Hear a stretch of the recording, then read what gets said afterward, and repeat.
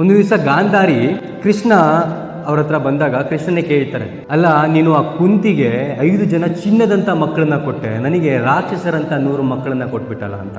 ಆಗ ಕೃಷ್ಣ ಹೇಳ್ತಾರಂತೆ, ಇಲ್ಲಮ್ಮ, ನಾನು ನಿನಗೂ ಕೂಡ 100 ಚಿನ್ನದಂಥ ಮಕ್ಕಳನ್ನೇ ಕೊಟ್ಟಿದ್ದೆ, ಬಟ್ ನೀನೇನು ಮಾಡಿದೆ, ನನ್ನ ಗಂಡನಿಗೆ ಕಾಣಿಸ್ತಿರುವಂಥ ಪ್ರಪಂಚ ನಾನು ಕೂಡ ನೋಡೋದಿಲ್ಲ ಅಂತ ಹೇಳಿ ನಿನ್ನ ಕಣ್ಣಿಗೆ ನೀನು ಬಟ್ಟೆ ಕಟ್ಕೊಂಡೆ.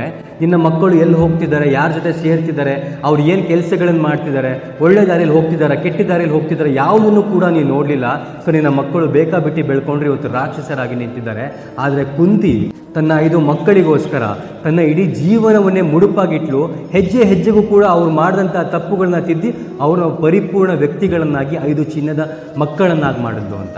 ಅಂದರೆ ಪೇರೆಂಟಿಂಗ್ ಎಷ್ಟು ಇಂಪಾರ್ಟೆಂಟ್ ಅಂತ ಹೇಳ್ತಿರೋದು. 20-25 ವರ್ಷಗಳ ಕಾಲ ಮಕ್ಕಳನ್ನ ನೀವು ಹೇಗಾದರೂ ಬೆಳ್ಕೊಳ್ಳಿ, ನಿಮಗೆ ದುಡ್ಡು ಬೇಕಾ, ಕಾಲೇಜಿಗೆ ಫೀಸ್ ಬೇಕಾ, ನಾನು ಕೊಡ್ತೀನಿ, ನೀನು ಓದಬೇಕು ಅಂತ ಹೇಳಿ ಬಿಟ್ಬಿಟ್ರೆ ಮಕ್ಕಳು ಬೆಳೆಯೋದಿಲ್ಲ. 20-25 ವರ್ಷಗಳ ಕಾಲ ನೀವು ಕಣ್ಣಲ್ಲಿ ಕಣ್ಣಿಟ್ಟು ಆ ಮಕ್ಕಳನ್ನು ನೋಡಿಕೊಂಡ್ರೆ ಆಮೇಲೆ ನಿಮ್ಗೆ ಅದು ಫಲ ಸಿಗುತ್ತೆ ಹೊರತು 20 ವರ್ಷಗಳ ಕಾಲ ನೀನು ಹೆಂಗಾರ ಮೇಯ್ಕೊಂಡಿರುವಂಥ ಬಿಟ್ಬಿಟ್ಟು 25ನೇ ವರ್ಷಕ್ಕೆ ನೀವು ಮೂಗ್ದಾರ ಹಾಕಕ್ಕೆ ಹೋದರೆ ನಿಮ್ಮ ಸಮೇತ ಮೂಗ್ದಾರನೂ ಕಿತ್ತಾಕ್ತಾರೆ. ಇದು ಇವತ್ತಿನ ಜನ್ರೇಷನ್.